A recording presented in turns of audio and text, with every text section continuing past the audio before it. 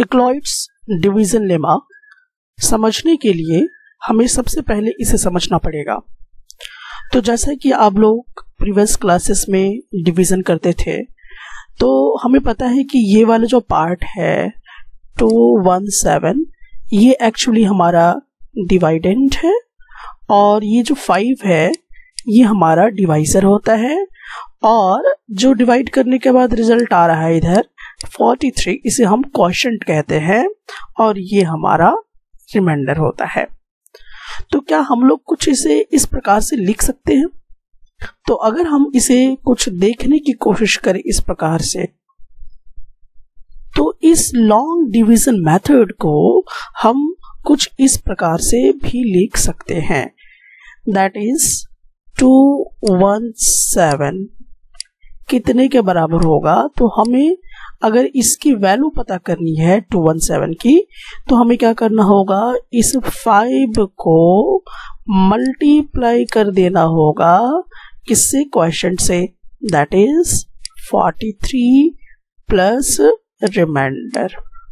तो देखिए, अगर आप इसको कुछ इस प्रकार से लिखेंगे तो ये जो फॉर्म है, ये जो स्टाइल है लिखने का, इसी को हम लोग कहते हैं यूक्लिड्स डिवीजन लेमा। अब यूक्लिड डिवीजन लेमा में हमने क्या देखा यहाँ पर कि कुछ इस प्रकार की चीजें जो हैं वो दी हुई हैं। तो हमने इसको डिवाइड किया b से, तो मुझे यहाँ पर एक q मिला और एक रिमाइंडर मिला। तो हम यहाँ पर देख सकते हैं कि अगर हम लोगों को ये a वाला वैल्यू चाहिए तो हम लिख सकते a is equal to b, यानी कि ये वाला मल्टीप्लाई दिस, तो हो जाएगा q प्लस r। तो ये फॉर्मेट में ही एग्जैक्टली जो है आपका यहाँ पर लिखा हुआ है। a के जगह पर कौन है? तो a के जगह पर 217 है और b के जगह पर आपका 5 है, यानी कि जो आपका डिवाइजर है, और q के जगह पर, इस q के जगह पर आपका 43 है और रिमाइंडर जो है वो आपका 2 है। तो आपने क्या नोटिस किया कि इस फॉर्मेट को हम कुछ इस स्टाइल में लिख सकते हैं, और जब हम उसे इस स्टाइल में लिखते हैं तो इसी को हम कहते हैं यूक्लिड्स डिवीजन लेमा।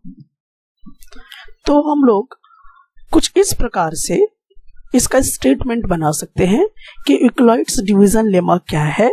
तो हमारे पास दो पॉजिटिव इंटीजर होगा, एक a और दूसरा हमारे पास b होगा।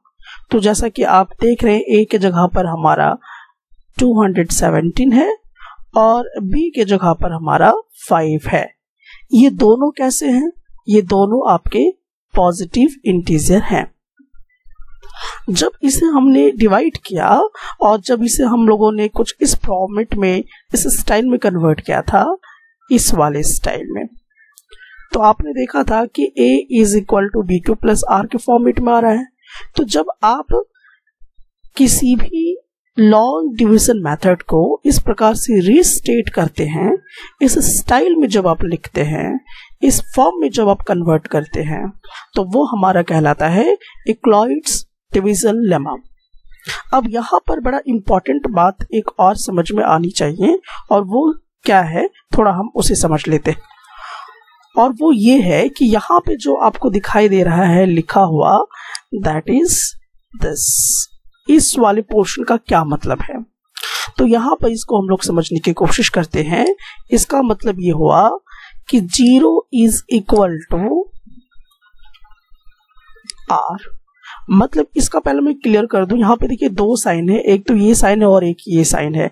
इसका क्या मतलब है? इसका दो मतलब होता है। पहला क्या मतलब होता है कि जो रिमाइंडर आएगा डिवीजन करने पर, वो या तो 0 आएगा, पहला मीनिंग ये है, या तो रिमाइंडर की वैल्यू हमेशा 0 से बढ़ाना चाहिए। फिर से रिपीट मैं कर रहा हूँ, रिमाइंडर की वैल्यू या तो 0 आनी चाहिए या तो रिमाइंडर की वैल्यू 0 से बड़ा आना चाहिए। मतलब 0 से बड़ा क्या हो सकता है? 0 से बड़ा 1 हो सकता है, 2 हो सकता है, 3 हो सकता है, 4 हो सकता है एंड सो ऑन।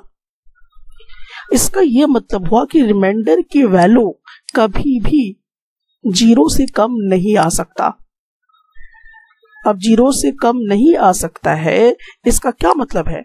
इसका ये मतलब है कि -1, -2, -3, -4, -5 ये रिजल्ट्स नहीं आ सकते।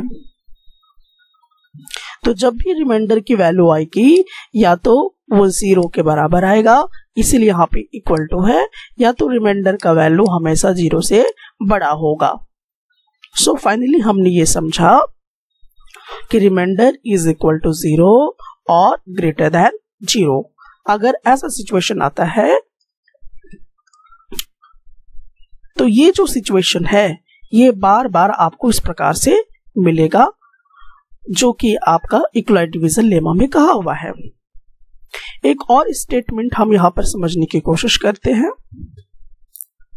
अब यहां पे जो नेक्स्ट आपका लिखा हुआ है वो ये है कि R is less than B। अब इसका क्या मतलब है?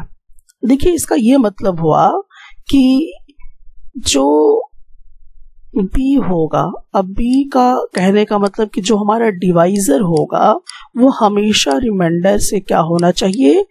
बड़ा होना चाहिए। इस बात का ध्यान रखिए कि जो डिवाइजर होगा ये हमेशा रिमाइंडर से कैसा होगा? बड़ा होगा। जैसे कि आप यहां पर भी देख सकते हैं इस वाले एग्जाम्पल में, यहां पे रिमाइंडर आपके पास कितना है? 2 है और डिवाइजर देखिए कितना है? 5 है। तो क्लियर हुआ ना कि हमेशा रिमाइंडर से जो डिवाइजर होगा वो क्या होगा? बड़ा होगा। तो इस बात का ध्यान रखना है कि इस वाले पॉइंट में हमें क्या कहा जा रहा है। तो 2 पॉइंट हमें क्लियर करनी है कि रिमाइंडर डिवीजन करने पर कैसा होगा, या तो 0 होगा या 0 से बड़ा होगा। लेकिन रिमाइंडर जो होगा वो हमेशा डिवाइजर से छोटा रहेगा। रिमाइंडर डिवाइजर से हमेशा छोटा रहेगा, यानी इसी को हम दूसरे तरीके से कह सकते हैं कि जो आपका डिवाइजर होगा वो हमेशा रिमाइंडर से बड़ा होगा। तो आप शायद इसका मीनिंग भी समझ गए होंगे और इस वाले का भी मीनिंग आप जरूर समझ गए होंगे। तो एक्चुअली जब हम किसी भी लॉन्ग डिवीजन मेथड को इस स्टाइल या इस फॉर्मेट में लिखते हैं तो वही हमारा इक्वलाइट्स डिवीजन लेमा कहलाता है। इसी स्टाइल को, इसी फॉर्मेट को हम कहते हैं इक्वलाइट्स डिवीजन लेमा। अब चलिए मैं एक आपको एग्जांपल देता हूं। अगर मैं कहूं कि आपके पास कुछ इस तरह का फॉर्मेट मैं आपको दे देता हूं, आप इसको इक्वलाइट्स डिवीजन एल्गोरिदम में कन्वर्ट कीजिए, तो कैसे करेंगे? तो देखिए, इसको हम किस प्रकार से करेंगे। पहले तो हम इसको डिवाइड करेंगे, तो इतने टाइम्स में चला जाएगा और ये बच जाएगा। तो यहां पर ये मेरा 9 क्या है? ये मेरा 9 क्या है? डिपेंडेंट है। ये मेरा डिवाइजर है, ये मेरा क्वोशिएंट है और ये मेरा रिमाइंडर है। अब मैं इसको कह रहा हूं कि आप इक्वलाइट्स डिवीजन लेमा के फॉर्मेट में लिखिए। तो कैसे लिखेंगे? तो आपको पता है कि ये वाला जो पोर्शन है, ये वाला ए पोर्शन है और ये वाला बी है और ये वाला क्यू है और ये वाला आर है। तो हम पहले इस फॉर्मेट में लिखेंगे, यानी कि A is equal to B Q plus R, इस फॉर्मेट में लिखना। तो जब हम इस स्टाइल में, इस फॉर्मेट में लिखेंगे, इस फॉर्म में लिखेंगे तो इक्वलाइट्स डिवीजन लेमा कहलाएगा। तो A की जगह पे हमारे पास कौन है? तो आप देख सकते हैं कि A की जगह पर हमारे पास 9 है और B के जगह पर क्या है? 2 है, मल्टीप्लाई Q के जगह पर क्या है? 4 है और प्लस R के जगह पे क्या है? 1 है। तो हमने जब इस फॉर्मेट में लिखा तो ये फॉर्मेट में जब भी हम लिखेंगे, जब भी इस स्टाइल में लिखेंगे तो ये क्या कहलाएगा? इक्वलाइट्स डिवीजन लेमा कहलाएगा। अब सवाल ये आता है कि आखिरकार इक्वलाइट्स डिवीजन लेमा का इस्तेमाल हम क्यों कर रहे हैं, हमें ये पढ़ाया क्यों जा रहा है, हम इससे क्या पता लगा सकते हैं, हम इसके थ्रू अपने रियल लाइफ के किस तरह के प्रॉब्लम्स को सॉल्व कर सकते हैं। तो आपको मैं बता दूं कि इस इक्वलाइट्स डिवीजन लेमा की मदद से आप HCF पता लगा सकते हैं। HCF किसी भी दो पॉजिटिव इंटीजर्स का HCF कैसे निकाला जा सकता है, हम उसके विषय में अब जानेंगे। और इक्वलाइट डिवीजन लेमा का यही एक एप्लीकेशन है जिसमें हम HCF निकालने के लिए इक्वलाइट्स डिवीजन लेमा का इस्तेमाल करते हैं।